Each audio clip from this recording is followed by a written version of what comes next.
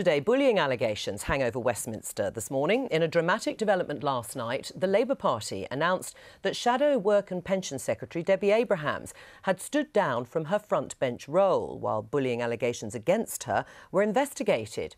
She refutes the claims and hit back at Jeremy Corbyn's office, accusing them of 10 months of aggressive and intimidating behaviour. Well, at the same time, some MPs are calling for an investigation into the Speaker John Bercow after allegations surfaced about his treatment of a clerk in his office. He also strongly denies the claims. Well, our political correspondent Ben Wright can tell us more. Ben, can we go back to the Shadow Work and Pension Secretary, Debbie Abrahams, before she was either forced to step aside or decided to step aside herself? What's actually going on here? Well, it was very strange. Last night, suddenly the Labour Party put out a statement saying that Debbie Abrahams had stepped aside while this employment issue was investigated. And then almost immediately there was a counter statement by Debbie Abrahams, completely taking Labour's argument or statement apart. She said that she had not agreed to stand down. She completely denied any allegations of bullying, and that she accused then some people in the Labour leader's office of aggressive, intimidating and wholly unprofessional behaviour. She said they demonstrated a bullying culture of the worst kind. So she hit back really strongly. This thing erupted out of the blue, and what had clearly been an internal Labour Party matter has suddenly become public in the most sort of unedifying way, really. Have they fallen out, Debbie Abrahams and the leader's office? Well, I think they clearly have. If you take Debbie Abrahams' statement at face value, there's a real problem here. But she has been a member of Jeremy Corbyn's team, we think relatively harmoniously, for the last 2 or 3 years. She's been the Shadow Work and Pension Secretary for 2 years, seemed to be working well as part of the team. But something has gone very awry in how the Labour Party internally are handling what I'm told are more than 2 complaints, independent, separate complaints about Debbie Abrahams' behaviour. As I said, she completely denies any allegations at all that she has been involved in bullying. There's been no reaction really today about this. We haven't heard from Jeremy Corbyn or Debbie Abrahams. I noticed, though, just in the last few minutes that Andy Burnham, Labour's mayor in Greater Manchester, tweeted that Debbie, he said, deserves much better than this and has been very loyal to the party over years. So just some sympathy there from a senior figure in the party. And briefly on John Bercow, the Speaker, he's also failing accusations of bullying, which he has denied. What's the development there? Well, you'll remember last week, Newsnight ran a very big report on, I think, 3 MPs, one of whom was John Bercow, accused of bullying. All 3 had denied those allegations very strongly.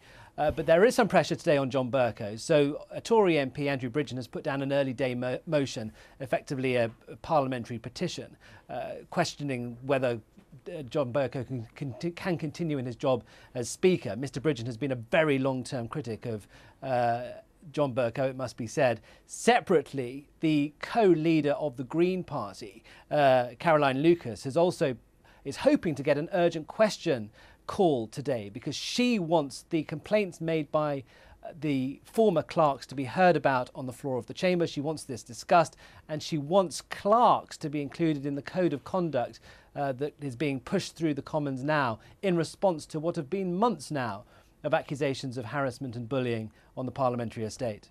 Ben Wright, thank you very much. Well, as if by magic, joining us here in the studio is Andrew Bridgen, whom Ben mentioned. He is the architect of a motion in the House of Commons which calls for an independent inquiry into the Speaker's actions. Welcome to the Daily Politics. Okay. Is this effectively a sort of no-confidence motion in the Speaker? No, I'm hoping it's a motion that the House can get behind, even those who are avid fans of John Bercow. The Speaker has denied all the allegations against him, so it's an opportunity for him to clear his name. Right. Isn't this just an excuse to get rid of him? You don't like him. You've always made that absolutely clear. If he's denied the allegations... I'm not sure he's that keen on me, to be honest. Well, that may be the case, but you're the one, obviously, who is putting your weight behind this no-confidence motion in him. Is it not just an attempt to get rid of him? No, I think we're hearing lots of allegations at the moment around Parliament, around harassment and bullying. It's important. The Speaker is absolutely crucial to the culture of the House of Commons. I don't think we do have a culture of endemic bullying and harassment, but the Speaker's got to be beyond reproach, and an independent investigation into these allegations against him, which are very serious, I think would clear the air. Right, would you support this motion, Tom? Well, I'm very supportive of the Speaker. I think he's done an excellent job in making sure that backbenchers are heard, and I actually support Andrea Leadsom's work across the House to make sure that bullying is addressed throughout the House, and I don't think anybody should be above it, and Andrew's right, nobody should be above it, and indeed clerks should be included in it. So look, I'm supporting the work that Andrea and the Cross-Party Commission has done on trying to stop bullying. But you're not going to sign this motion by your colleague Andrew Bridges? I have a policy of never signing early day motions, as simple as that. Oh, right, on the basis of? On the basis that they don't actually change anything and they cost a bit of money, and so I don't see the point. Right, well, what is the point? Well, 158, I think, cross-party MPs signed my early day motion to decriminalise non-payment of the TV licence, and Tom's probably right. As that was scuppered in the House of Lords, perhaps it didn't, but we did get it into the bill at the time, the deregulation bill. And what is the point? I think that it needs to send a clear message from the House that we're not going to tolerate bullying. No one should have to come to work to be bullied or harassed, and that goes for everybody in Parliament, right up to including Mr Speaker, who's particularly important. Right. Do you agree that any allegations have to be investigated, even if they're denied by somebody like John Bercow? Well, let's look at John Bercow, because he actually has presided over the introduction of the new processes and code of conduct around harassment and bullying.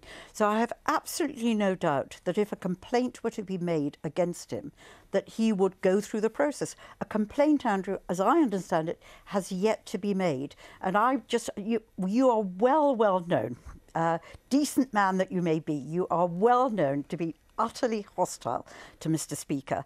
I think he's been a great Speaker. He's modernised the House. He's brought Parliament back to its rightful sort of position of hearing debate and holding ministers to account. And I don't think that you should be using this to undermine a man in whom you just don't like. I don't know why, but you don't like him. I can accept that the Speaker has many good points, and there's many of the reforms around the Chamber and the procedures that I am very supportive of, giving backbenchers a voice, getting through the order paper. However, he has many negatives with him as well. I think a Speaker has to be impartial, and I think he's lost that impartiality. When he came out and spoke about him being supporting Remain, when he came out and said that the President of the United States wouldn't be welcome, Donald Trump wouldn't be welcome in Westminster Hall. He's quite entitled to have those views privately. You are just demonstrating the motivation for putting down that early But he has to be impartial. Nothing to do. He's quite entitled to have those views. But how much has that got to do with bullying? This is nothing to do with the bullying and the harassment. This is to do with your view of Mr Speaker. Well, I have a very different view. The Speaker has and said, I'm sure, let me just say this, has a complaint been brought against him? No, it hasn't. If a complaint is brought against him, he will undergo the very processes he himself introduced. Well, you know full well that Kate Ems has not made a complaint. It's those who worked around her who've observed. She's never, ever made a complaint. And one of the reasons for that is that whistleblowers are treated tremendously badly in the House of Commons, as you both well know. Right, so what is it you want investigated exactly? I want the investigation of allegations of bullying that have been levelled against the Speaker to be investigated independently. Andrew, well, in which case... You want to look at whether or not he's been partisan on No, I don't. Europe, which in my view, he hasn't been as a Remainer. I don't think he has been. But what about these allegations, though, Well, Margaret Hodge? let's go through all of the allegations. The fact we're talking about it, Joe, is really good.